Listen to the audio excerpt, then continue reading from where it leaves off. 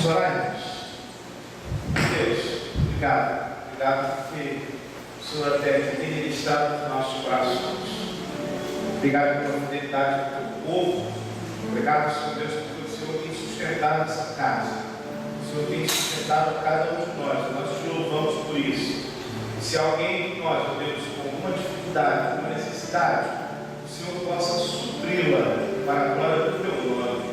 Agora fala nos nossos corações através da tua palavra que será lida, será exposta, ó Deus, que tudo que, ó Deus, prover de mim possa ser estudado, que o teu Espírito ministre, tenha liberdade de falar nos nossos corações, e muito que nós estejamos, ó Deus, com os corações abertos para receber o que o Senhor tem para nós.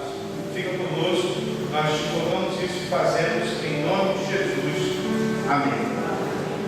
Bem, irmãos, vamos continuar estudando João, Evangelho de João, capítulo de número 1. Não sei se as crianças hoje vão ter ensaio. As crianças podem sair nesse momento, saem os pequenos adoradores. João capítulo 1.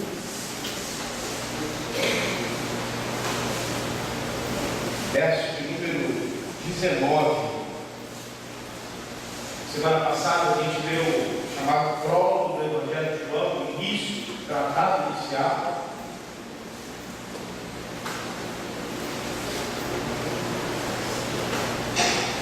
E hoje a gente vai dar continuidade ao estudo. Vale lembrar aos irmãos que domingo pela manhã eu não tenho a pretensão de ser um pregador eloquente, no sentido de pregar um sermão, mas de clarificar. Nós estamos aqui dando um estudo, propriamente dito um estudo, uma exposição bíblica e não no sentido de sermão, propriamente dito. Então a ideia é mais expor o texto, ver o que o texto tem para dizer, de modo que não tenha nenhuma pretensão de fazer pontuações específicas acerca do texto, a não ser que o próprio texto diz. João capítulo 1, verso 19, diz assim o texto sagrado: este foi o testemunho de João, quando de Jerusalém os judeus enviaram os sacerdotes e levitas para lhe perguntar: quem és tu? Ele declarou e não negou, mas anunciou: eu não sou o Cristo. Perguntaram-lhe: então quem és tu? És Elias? Ele respondeu: não sou. Tu és o profeta? Não, respondeu ele. Perguntaram de novo: quem és tu? Precisamos responder aos que nos enviaram. O que dizes respeito de ti mesmo? Ele respondeu, citando o profeta Isaías: sua voz que clama no deserto, endireitai o caminho do Senhor. Então os emissários da parte dos fariseus perguntaram-lhe: neste caso, por que batizas, se não és o Cristo, nem Elias, nem o profeta? Então lhe respondeu: eu batizo com água, no meio de vós está alguém que não conheceis, aquele que vem depois de mim, de quem não sou digno de desamarrar as correias das sandálias. Essas coisas aconteceram em Betânia, do outro lado do Jordão, onde João estava batizando. Amém. João Batista dá o seu primeiro testemunho acerca de Jesus, diretamente, especificamente. João, o evangelista João, ele é o único dos evangelhos, dentre os quatro, que faz uma narrativa cronológica acerca do ministério de Jesus. Ele especificamente vai falar sobre o dia a dia de Jesus no sentido cronológico. O texto que nós acabamos de ler relata o primeiro dia do ministério de Jesus, depois que ele então começa a sua jornada ministerial. Jesus está por volta dos seus 30 anos de idade, ele começa a sua jornada ministerial e ele se depara com seu primo João o Batista, Vale lembrar aos irmãos que Cristo Jesus Cristo. Cristo não é um sobrenome de Jesus. Cristo é um título. Cristo não é um sobrenome de Jesus, como é o meu Roberto Meirelles. O nome de Jesus é Jesus. Cristo é um título. Os irmãos vão ter noção disso. O apóstolo Paulo, toda vez que se remete a Jesus, ele fala: Jesus, o Cristo. O Cristo, ou Cristóis, significando que Jesus era o Messias, o Senhor. Paulo vai utilizar a expressão Kyrios, no grego, de Senhor, a semelhança e acima do próprio imperador romano. João fala que esse Messias não é ele, essa é a interrogação. Os irmãos precisam entender que o texto se localiza no seguinte sentido: os irmãos sabem que o pai de João é um sacerdote, Zacarias é um sacerdote. Zacarias, ele está servindo ao Senhor no templo com os demais sacerdotes de sua época. Naturalmente, João Batista seria um sacerdote, porque a linha de sacerdote é transmitida de pai para filho. Deveriam ser descendentes de Levi, não é isso? Especificamente Arão. Arão, sua descendência, dá continuidade ao sacerdócio. E Levi, da tribo de Levi, é Zacarias e João Batista. Naturalmente, João começa a ensinar. Ele é um sacerdote, mesmo que não tenha sido ordenado, mas pela sua descendência, na verdade, sua ascendência, ele é assim o feito. E aí os fariseus vão lá, sabendo que João está ensinando. Olha, já que ele é um de nós, vamos lá ver o que ele está ensinando. E eles vão até João e começam a interrogar João sobre quem é João. 3 perguntas são feitas. A primeira: tu és o Messias? João vira e fala: eu não sou o Messias. Que pergunta nesse sentido? Era natural em Israel, eu já falei isso para vocês outras vezes, aparecerem pessoas falando que eram Messias. Existe um pinel em Jerusalém especificamente para pessoas que se dizem Messias. Toda hora aparece uma pessoa aí em Jerusalém dizendo que é o Messias, porque é uma coisa comum. Parece que o pessoal, quando bota o pé lá naquela cidade, o pessoal fica tão encantado pela história, essa coisa sobe a cabeça, e o pessoal fica meio maluco e fala que é o Messias. Isso aí a gente não precisa ir muito longe, não, porque a gente tem entre nós alguns camaradas que se dizem o Messias, o Cristo, né? O Henrique Cristo. Tem outros aí, doidos aí, que falam que são Jesus. Tinha um que falou que era Jesus do homem há pouco tempo aí, do 666, e o infeliz até morreu já, né? Morreu, ele está queimando lá no fogo do inferno, né? Porque o cara que se diz o Cristo é o próprio Espírito do Anticristo, diz o apóstolo João, e agora, infelizmente, ele está queimando no inferno, porque ele não entendeu quem de fato ele era, um miserável pecador que precisava de Jesus Cristo. Mas João pergunta aí: você é o Messias? Você é esse que vai vir? Você é a esperança do nosso povo? Quem é o Messias? O Messias foi aquele que Moisés falou: vai levantar dentre vocês um profeta, e vocês ouvirão esse profeta. E dali em diante começou a profecia acerca do Messias. E aí eles ligaram a questão do profeta à questão de Deus ter falado a Davi, prometido a Davi, que a descendência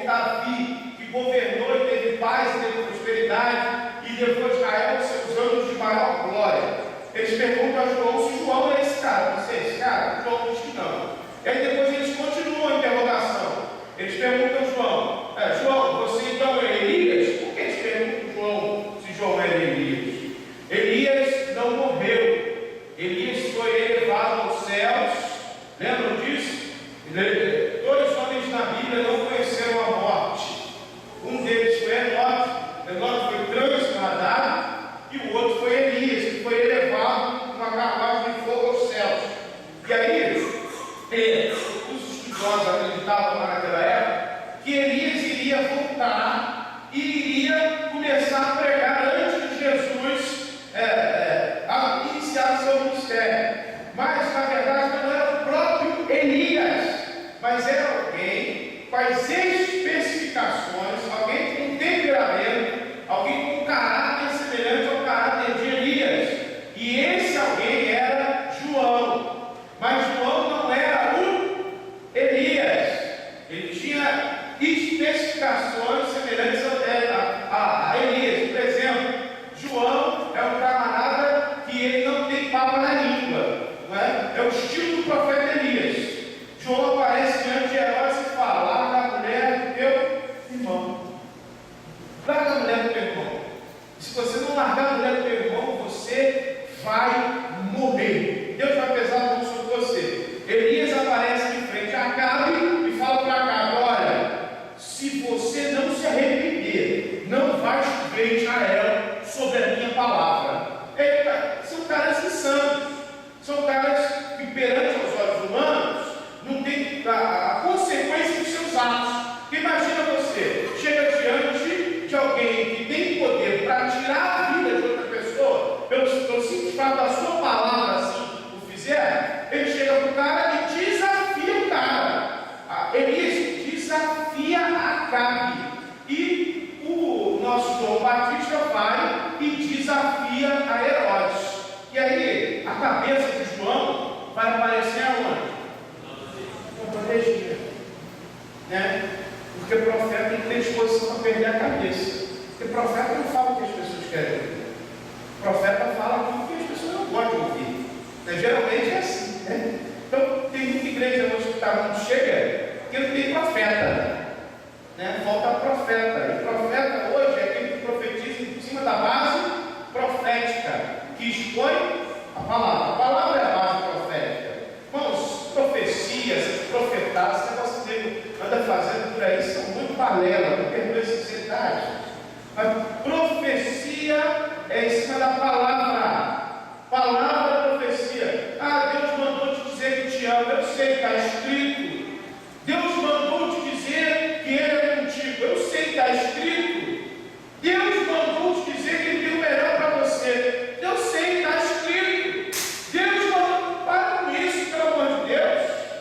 Deus mandou te dizer que você tem que perdoar a quem você tem que perdoar. Eu sei, está escrito. Isso é uma coisa insana que se repete se as pessoas pararem para pensar. E aí, é envolvido pela questão emocional, no momento, e são levadas por esse tipo de coisas. E a neurolinguística ensina você a fazer isso. E esse é muito fácil. Se aqui eu estiver pregando, vejo alguém chorando, posso mexer com seus sentimentos. Fácil. Porque isso é aprendido. Você aprende a fazer isso. Por isso que tem um monte de gente sendo manipulada. E aí, meus irmãos, a palavra tem sido esquecida. E esse camarada era um profeta. O espírito do profeta Elias era alguém que falava o que tinha que falar, a verdade. Né? Em os nossos dias, isso não é muito bem encarado, né? Porque tem aquele negócio assim, hoje, né? Jesus e eu, mas essa parte aqui da minha vida, Jesus não pode tocar, né? Jesus vem até aqui, aí aqui tem um compartimento secreto teu, que Jesus não pode entrar nela. E aí quando vem o camarada, mete o dedo na ferida, puxa vida, essa palavra é pura demais. Eu lembro de Jesus falando, né? Essa palavra é pura demais. Os discípulos comentando, todo mundo indo embora. Quem pode? Aí Jesus vira e fala assim: vocês querem ir com eles? Vamos com eles. O apelo era o contrário. Se você não se arrepender, a porta da rua vai ser vendida da casa. É o apelo ao contrário. No sentido de que você tem que entender que o Evangelho traz transformação de vida. O Evangelho tem transformação de caráter. O Evangelho tem transformação de mente. E a palavra que Paulo usa aos Romanos, lá no capítulo 12, é metanoia. Metá, o prefixo da palavra, mudança, transformação. Noia, mente. Mudança de mente, mudança de pensamento, mudança de postura, mudança de atitude. E por isso que a gente vê um monte de coisa que não dá certo, porque não mudou a mente, não mudou o interior, não mudou o coração. Jesus disse isso várias vezes. O que polui não é o que entra, mas é o que sai, porque o que sai de dentro do coração. Não adianta mudar vocabulário, falar evangeliquez, não adianta usar blusa gospel, não adianta ficar andando com crente se o coração é ruim, se o coração é mau, se o coração é trevas, porque Jesus disse: se teus olhos forem bons, todo o teu corpo será bom. A boca fala que o coração está cheio. A palavra é isso. Jesus veio trazer vida, mas veio trazer transformação. E a palavra, irmãos, ela transforma. E se não transforma, alguma coisa está errada. O profeta tinha essa incumbência. O profeta tinha incumbência de chegar e falar assim: ó, assim diz o Senhor. O espírito de profecia havia encerrado Israel. 400 anos não se levantava um profeta para falar assim: assim diz o Senhor. 400 anos de silêncio de Deus, 400 anos que Deus deixou o povo de Israel por si mesmo, porque Deus não aguentava mais o coração duro daquele povo. E aí, meus irmãos, aparece um profeta com o mesmo espírito dos profetas de antigamente, dizendo: arrependei-vos. Se vocês não se arrependerem, vocês vão conhecer. E agora o discurso não é mais o dia do Senhor, agora é: vocês vão ser lançados no inferno. A palavra é dura, né? João, o pessoal pentecostal pega, quando João lá em Mateus, e é aqui mais para frente, João fala aqui: eu vos batizo com água, virá aquele que vos batizará com fogo. Aí o pessoal interpreta dizendo: é o fogo do Espírito, é o fogo que vai te dar poder, é o fogo. João Batista continua e fala: aqueles que são batizados serão lançados no celeiro, trigo, mas a palha vai ser lançada no fogo, o fogo que não se extingue, o fogo que perdura. João está falando do céu e do inferno. Os salvos vão para o céu e as pessoas que se perderam vão para onde? Para o inferno. Não tem nada de fogo, de poder, nada disso. Eu não tenho que ficar pedindo para, eu quero fogo, quer fogo, meu filho, quer o inferno, quer o inferno. Fogo é purificador. O fogo, quando passa o fogo do Senhor, é consumido. Porque quando Deus vai oferecer o holocausto, Elias bota lá o sacrifício, desce fogo do céu. É para quê? É para consumir o holocausto. A gente não quer fogo do Senhor, eu não quero fogo do Senhor, não, irmão. Que fogo do Senhor? Fogo na Bíblia era representação de juízo, de pesar na mão de Deus. É nesse sentido. E quando as línguas que pairam com o fogo, o pessoal fala que é o fogo, ali é uma metáfora, meu filho. Leia a Bíblia como se deve ser lida. Eles viram línguas como se fossem de fogo, e não que eram de fogo, como se fossem de fogo. Pelo amor de Deus. E aí a ideia dessa coisa que vem sendo manipulada, o evangelicalismo brasileiro, porque faltam profetas para dizer a verdade. As pessoas querem ser manipuladas, e a gente vê isso de modo muito claro até nas eleições. As pessoas gostam de ser enganadas. Muitos candidatos a governador do Rio de Janeiro estão em primeiro lugar. Eu não vou falar o nome porque eu não gosto de falar de política, tudo não é lugar disso, mas a gente vê claramente que o povo gosta de ser manipulado. O camarada é sem vergonha, o camarada não tem nenhum tipo de caráter, tem um monte de acusação nas costas, e tem um monte de crente que fala que vai votar nele porque ele é crente. E isso me irrita profundamente. Pelo amor de Deus. Crente não vota em crente, não, irmão. Crente vota quem faz o negócio com caráter. Tem muita gente que não é crente, tem mais caráter que muito crente. Tem mais princípio que muito crente. Infelizmente é verdade. infelizmente. E a gente precisa entender isso. A palavra traz a transformação para a nossa vida. O profeta tinha incumbência de falar. Elias, eles perguntam no contexto de Elias, mas tu és o profeta?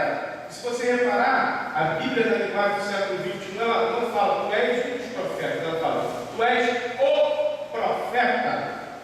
Existia uma tradição entre os rabinos da época, em que haveria um profeta nos últimos dias, que iria anteceder o juízo, ia anteceder o último dia. A Bíblia do Antigo Testamento, quando fala de o dia do Senhor, está falando de juízo. Os últimos dias são o dia que Deus vai pesar no ano e vai haver o julgamento final. A Bíblia do Antigo Testamento toda vez fala de últimos dias, último dia é o dia do Senhor. Quando Joel fala, nos últimos dias, os velhos profetizarão, os jovens terão sonhos, e derramarei o meu espírito. E Pedro pega essa palavra em Atos capítulo 3, começa a pregar em cima, Atos 2, desse texto, e começa a falar, hoje se cumpriu isso que o profeta Joel disse, e hoje se starta os últimos dias. Os últimos dias, Pedro reinterpreta o que Joel fala, e Pedro fala que na verdade não é o último dia, mas são os últimos dias para o último dia. O último dia será o dia da chamada parousia, a volta de Jesus, o retorno de Jesus. Mas nós estamos vivendo os últimos dias, desde que Jesus antecedeu o céu, desde que Jesus foi assunto aos céus, e nós estamos vivendo os últimos dias. Nós somos o povo que está nessa lacuna entre os últimos dias e o último dia. Por isso, meu irmão, você tem que pregar o Evangelho, porque a gente não sabe quando vai ser o último dia, porque nós estamos nos últimos dias, e os últimos dias são marcados exatamente por uma geração sem compromisso. E aí Paulo, escrevendo Timóteo no capítulo 3, escreve em ênfase todo dia, uma geração sem compromisso com o Senhor. Cara, hoje é incrível isso. Eu prego, eu ensino, eu falo, aí o cara sai daqui, vai ouvir o R.R. Soares. Aí o cara sai daqui, vai ouvir o Silas Malafaia. Aí o cara sai daqui e vai ouvir o fulano de tal, o cowboy lá, o vaqueiro, aquele cara. Vai ouvir, e vai ouvir, e vai ouvir, e vai se alimentando de um monte de porcaria. Porcaria. Porque não, com todo respeito, isso não é alimento. Isso é manipulação. O povo está sendo enganado, o povo não percebe isso. E o povo não entende isso. Aí hoje está aqui, amanhã está na Assembleia de Deus, amanhã está na Presbiteriana, aí depois está na Metodista. Não tem identidade, não sabe quem é, quem você é, por que você está aqui, o que você crê, meu filho. Antigamente você chegava com um batista e perguntava, por que você é batista? O cara ia te falar por que ele era batista. Aí hoje tem pastor batista que aceita batismo por aspersão. Aí hoje tem pastor batista que aceita o cara quando faz ceia, e a ceia não é mais memorial. E aí não dá para a gente entender, porque esse é dos nossos dias. A coisa virou uma maluquice, uma miscelância, que é falta profeta. O profeta profetiza a palavra. Às vezes fala que as pessoas não gostam de ouvir. João falava que as pessoas não gostam de ouvir. Raça de víboras. Chamava os fariseus religiosos da época de hipócritas. João falava para vocês que precisam se batizar. Entenda uma coisa. João está falando com os judeus que eles tinham que se batizar. Judeu não podia se batizar. Quem era batizado era prosélito. O prosélito era alguém que se convertia ao judaísmo, e como ato de iniciação dessa nova fé, esse cara era batizado. Sabe o que João estava falando para os judeus? João estava falando para os judeus assim, ó, não adianta vocês serem filhos de Abraão. Isso quer dizer, vocês precisam entrar na água, e a água aqui é o simbolismo de arrependimento. Porque se a fé de vocês não gera arrependimento e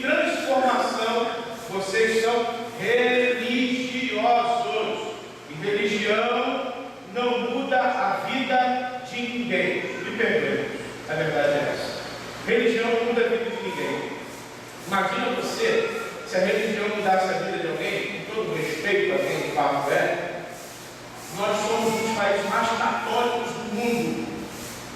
Os preceitos do catolicismo são muito parecidos com o nosso, porque a mesma Bíblia que rege deles, a regra é nossa.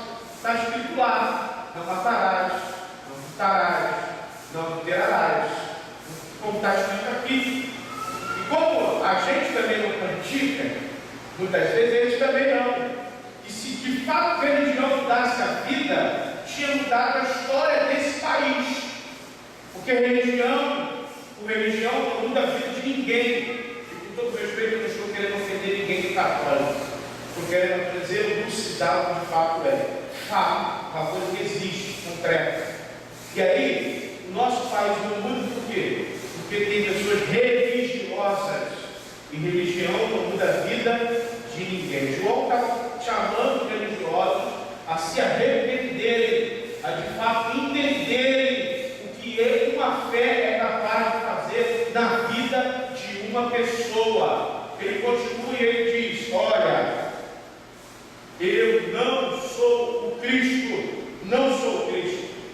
Eu não sou alguém que não sou capaz nem de desatar as amarras da sandália dele.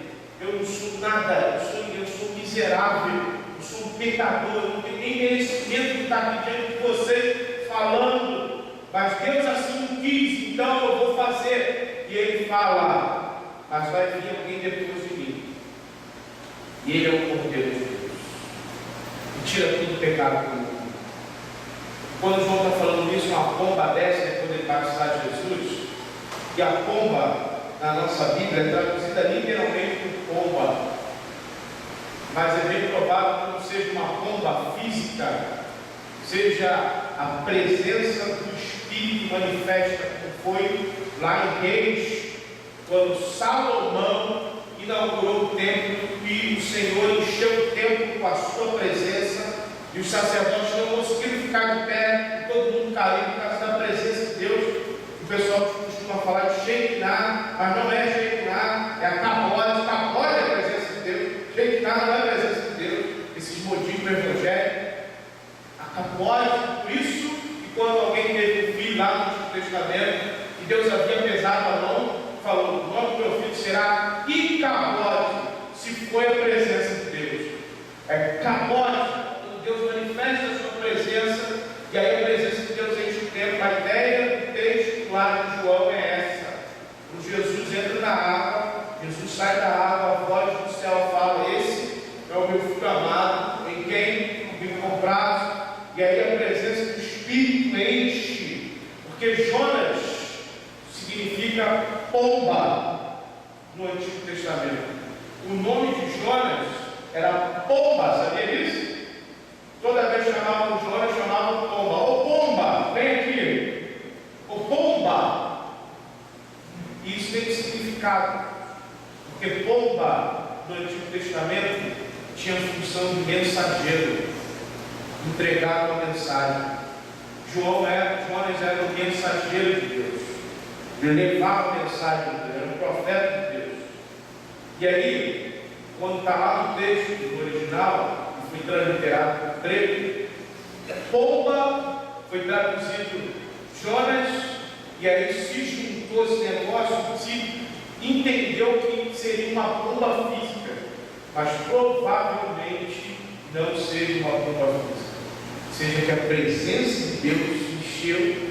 E aí, quando foram traduzir isso, não conseguiram captar o que o autor, no texto original, quis dizer, traduzido por pomba de forma literal.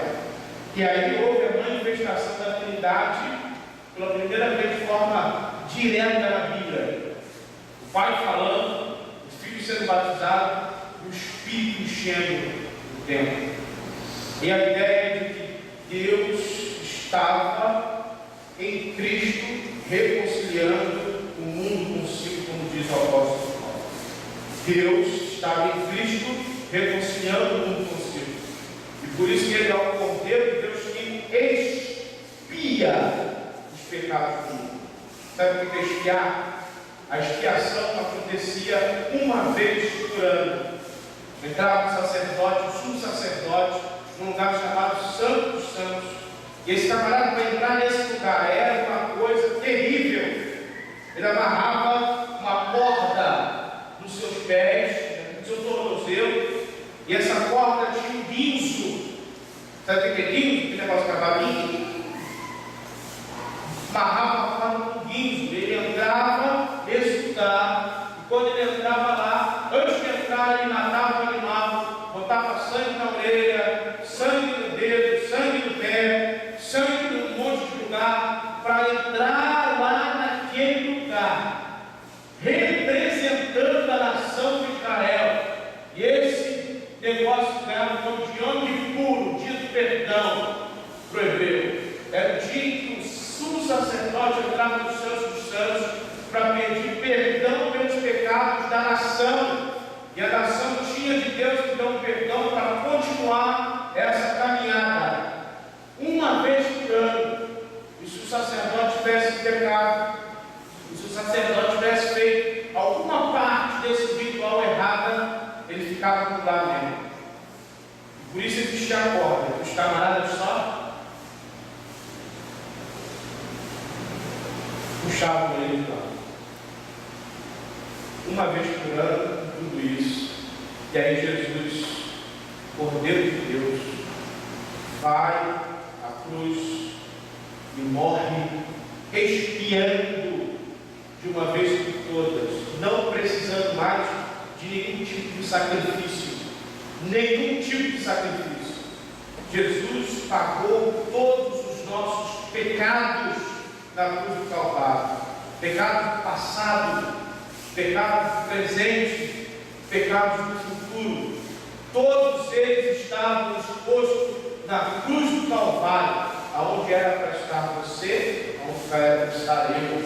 Mas Cristo Jesus expiou os nossos pecados, e por isso Ele é o Cordeiro de Deus, que tira os pecados do mundo, de todo aquele que nele crê, de todo aquele que nele confessa, de todo aquele que nele entende toda essa questão de salvação que Deus dá ao ser humano. E esse é o Evangelho. O Evangelho não veio trazer prosperidade a ninguém. O Evangelho não veio fazer você ter carro do ano, ter casa própria. Não veio fazer você, veio fazer você o melhor ser humano. Veio fazer você ter o melhor caráter. Veio fazer você ter salvação, vida eterna. E é isso que João vai trabalhar de forma muito extensa no seu Evangelho. A gente vai ter a oportunidade de falar isso. Zoe, Aionios. Os gnósticos acreditavam que a única forma de ser salvo era através dos aions, de experiências metafísicas transcendentais. Os camaradas, como hoje, tem aquele pessoal que toma aquele santo daime e fica doidão, fica falando que tem experiência. Os gnósticos faziam um negócio assim. Isso aí não é de agora não, isso aí é antigo. Diz Salomão, não há nada novo debaixo do céu. Tudo se repete, um ciclo. Os testemunhos de Jeová hoje existem, porque lá atrás existiu uma forma chamada arianismo. O bispo da igreja chamado Arian foi o camarada que começou essa coisa de negar Jesus como Deus. Isso não é coisa nova, não, um ciclo, tudo se repete. E aí, tomavam esse negócio para ter experiências transcendentais, para dizer que através dos aions eles tinham aí espiritualidade diferente dos outros. Eu sou mais espiritual que você. Isso me faz lembrar algumas coisas da igreja evangélica, mas não.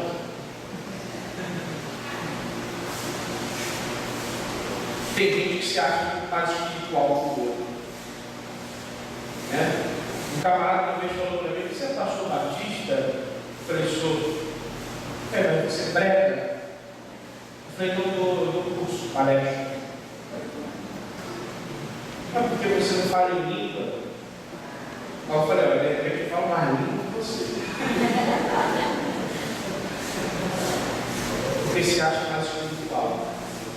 Tomou o santo daime. As experiências místicas dele fazem com que ele seja mais santo do que eu. Essa é a concepção que tem do Evangelho. O Evangelho diz que só quem pode fazer cada vez mais nós santos é o Senhor. E a transformação de santidade, ela aponta para o caráter, não é pelo carisma. Eu posso falar bem, posso pregar bem, posso ensinar bem, mas dentro de casa sem vergonha, bater na minha mulher, porque isso não tem nada a ver com carisma, é externo. Agora anda comigo, vê quem eu sou, aí você vai ver se de fato eu sou quem eu digo ser. E aí, por isso que muita gente, irmão, tem resistência discipular. Por isso que tem muita gente que tem resistência à célula. Porque aproxima, tem laço. Quando se aproximar, quando chegar mais perto, vai enxergar coisas que não quer que sejam enxergadas. E esse é o Evangelho. O Evangelho toca na ferida. O Evangelho toca lá onde ninguém quer ser tocado, sabe? O Evangelho serve para isso. Discipulado serve para isso. Eu vou falar para quem quer ouvir, e aí o que a pessoa que está comigo vai falar para mim que eu quero ouvir. Porque a gente não pode ouvir verdade, não. Você pode ouvir verdade? Você gosta? Você gosta de alguém falando para você que você está errado? Você está errado disso aí. Você gosta disso? Você gosta? Fala sério. Quem gosta de estar errado? Mas aí entra a diferença do Evangelho. A gente tem que estar errado, ter humildade para reconhecer o erro que está errado. Aí entra o Espírito de Deus que nos dá a graça. E essa foi totalmente a diferença de Davi. Davi foi um cara sem vergonha pra caramba. A gente só conhece os pecados que são mais abertos de Davi. O homicídio, o adultério, mas Davi fez um monte de lambanças. Davi mandou contar o povo, o caso do ego dele estava difamado, e Deus pesou a mão, falou para ele: agora escolhe um terço da população, 7 anos de fome, escolhe aí, não deve ser contar nada.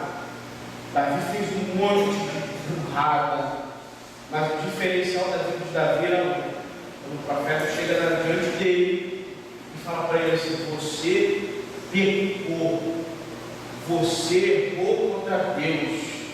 E ele fala: eu pequei, eu errei, eu preciso do perdão do Senhor. Senhor, me perdoa. E ele continua. Essa é a diferença. Essa é a diferença do Pedro arrependido, o cara que negou Jesus 3 vezes, do Judas que vai lá e se mata. A traição é traição, tanto ele faz que um cara não fez. Pedro negou Jesus e Judas também negou Jesus. Os dois da mesma forma, mas Pedro se arrependeu. Pedro reconheceu que ele estava errado. E a vida cristã é isso: a gente se arrepender dia a dia, dia a dia, dia a dia, e progredir. Hoje ser melhor do que ontem, e amanhã melhor do que hoje. Porque se assim não for, o Evangelho tem feito diferença na nossa vida. É religião. A religião não salva ninguém. Porque Paulo diz que ele continua olhando para o alto, progredindo, e querendo ser semelhante ao varão perfeito, o varão perfeito de Jesus. Verso de número 18, capítulo de João, nós lemos no domingo passado. João fala assim, termina o prólogo dizendo: o Filho veio nos apresentar o Pai. Filipe chega para Jesus e fala assim: Senhor, nós somos o Pai, revela-nos o Pai, queremos ver o Pai. Jesus fala para ele: Filipe, há quanto tempo eu estou com vocês e vocês ainda não conhecem? Jesus estava falando para ele: eu sou o próprio Pai. Você quer saber de Deus? Olha para mim. Você quer ser semelhante a Deus? Quer saber como é que Deus pensa sobre as coisas? Olha para mim, filho. Olha como eu trato a minha mãe. Olha como eu trato meus irmãos. Olha como eu ajudo os pobres. Olha, filho, olha para mim. Olha como eu pago o tributo a César. Fala, Pedro, pega a moeda da boca do peixe, paga o tributo dele e o teu. Porque a gente deve dar a César, que é de César, a Deus, querem com Deus. Você quer ver como é que Jesus faz justiça? Olha para ele julgando uma adúltera no chão. É simples. A gente tem que ser igual a Jesus, é só olhar para Jesus. Se arrepender todo dia de quem nós somos, porque nós não somos nada. O Evangelho vai entender isso. E quanto mais a gente se aproxima de Deus, mais a gente vai se sentindo, sabe o quê? Imundo. Quanto mais a gente se aproxima de Deus, mais nós vamos percebendo que nós não somos ninguém. Isaías começa capítulo de 1 a 5 falando: ai de vós, ai de vós, ai de vós, ai de vós, ai de vós, ai de vós. Aí no capítulo 6, Deus aparece para ele. Aí quando ele está diante de Deus, ele fala assim: ai de mim, eu sou um homem de lábios impuros, que habita no meio de um povo de impuros lábios. Meus olhos viram o Senhor, eu nunca vi, quem sou eu sou miserável. E ele é santo, eu não posso compactuar, ele não dá. E o que faz a diferença em nossas vidas é isso: arrependimento, caminhada, humildade. João Batista é exemplo para a gente, testemunho disso. Ele não era o Cristo, ele não era o profeta, ele não era o Messias, ele não era ninguém, ele não era nem ao menos um homem que era digno de desatar as sandálias do Senhor. Mas ele diz: eu sou a voz do que clama no deserto. Eu sou apenas uma voz, eu sou alguém que clama no deserto. E ele fala que nem a voz ele é, porque ele não fala que a voz é dele, ele fala que a voz é do Senhor. Eu sou a voz do que clama no deserto. Deus estava no deserto clamando arrependimento ao povo. Eu sou apenas um instrumento, eu sou apenas um servo.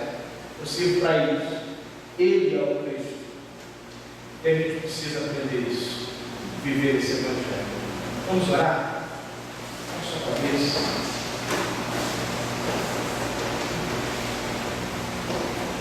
Amado Deus, Tua palavra nos ensina tantas coisas, Senhor. Tua palavra é tão profunda, Tua palavra tem tantos ensinamentos.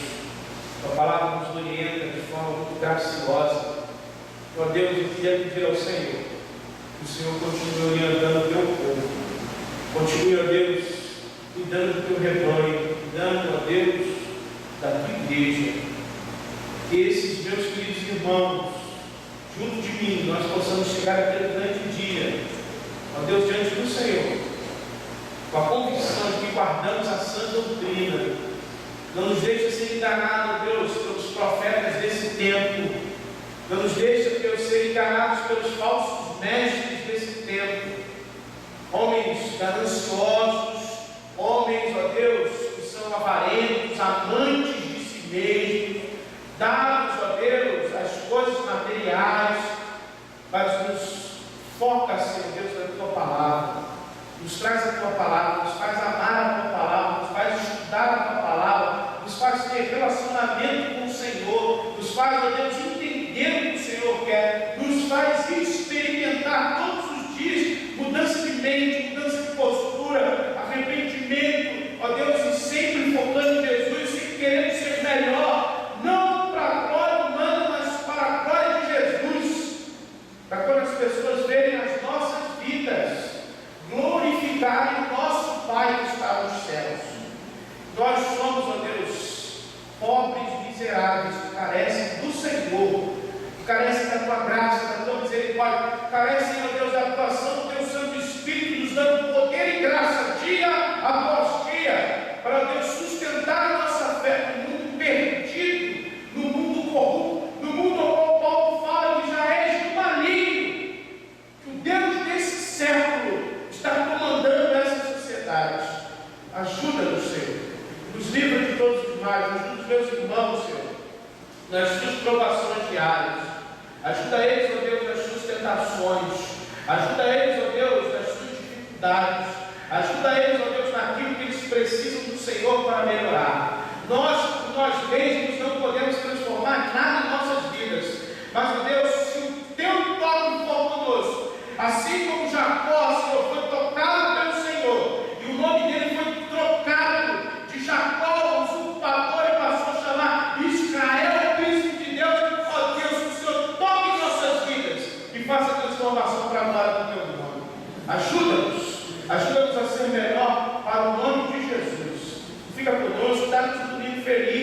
que agora, ao estudarmos a tua palavra, possamos continuar a ser edificados por ela.